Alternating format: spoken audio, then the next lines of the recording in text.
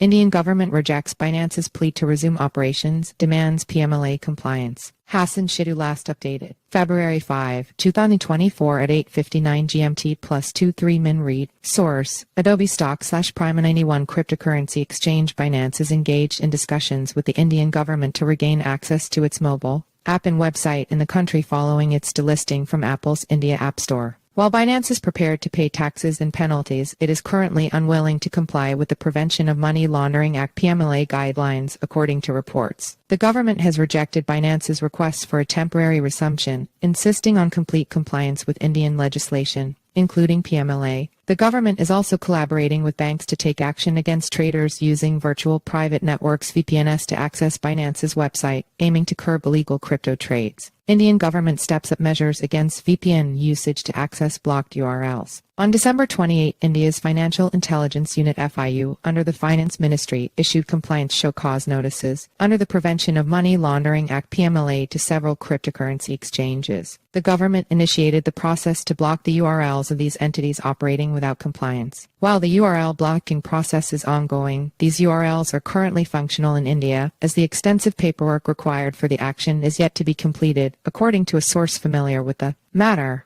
Approximately 4,000 traders, considered top-tier investors, allegedly use VPNs to trade on Binance instead of moving their assets to compliant Indian exchanges. Nearly $4 billion of Indian traders' cryptocurrency is estimated to be stored in offshore wallets, primarily on Binance. Binance is reportedly ready to pay taxes and penalties incurred until January 12, when its operations were initially barred in India. However, the company has requested time to set up processes to comply with PMLA and Financial Intelligence Unit (FIU) rules, seeking permission to operate in the interim. The government has emphasized the paramount importance of PMLA compliance, stating that discussions on resuming Binance's services in India will only occur after the government is satisfied with their responses to notices from the FIU. In response, a Binance spokesperson reiterated the company's commitment to adhering to local regulations and laws, emphasizing ongoing communication with regulators to ensure user protection and the development of a healthy Web3 industry. To prevent unauthorized operations by foreign cryptocurrency exchanges in India, the government is collaborating with banks and financial institutions to take action against traders using virtual private networks (VPNs) to access platforms like Binance and circumvent the ban.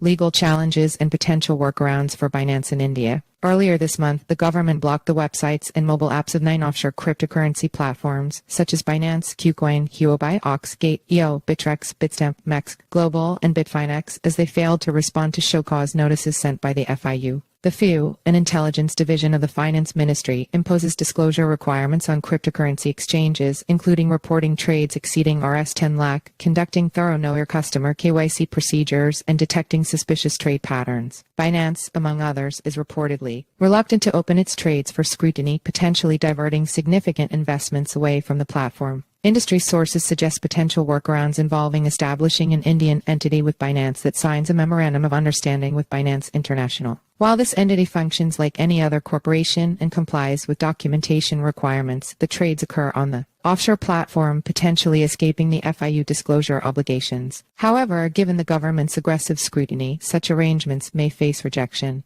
Legal experts assert that Binance cannot expect exemptions from India's FIU requirements, especially after recent pressure to comply with FIUs in the UK, Thailand, Singapore, and other countries. Statutory provisions for the Prevention of Money Laundering Act (PMLA) and the Foreign Exchange Management Act (FEMA) cover agents or related companies regardless of geographic location. Additionally, offshore platforms may face concerns about retrospective taxes of nearly Rs 3,000 crore that the Income Tax Department may impose on trades conducted over their platforms in the past 1.5 years. The government has introduced a 1% TDS on virtual digital asset transfers since July 1, 2022, and a 30% capital gains tax on profits earned since April 1, 2022. Follow us on Google News.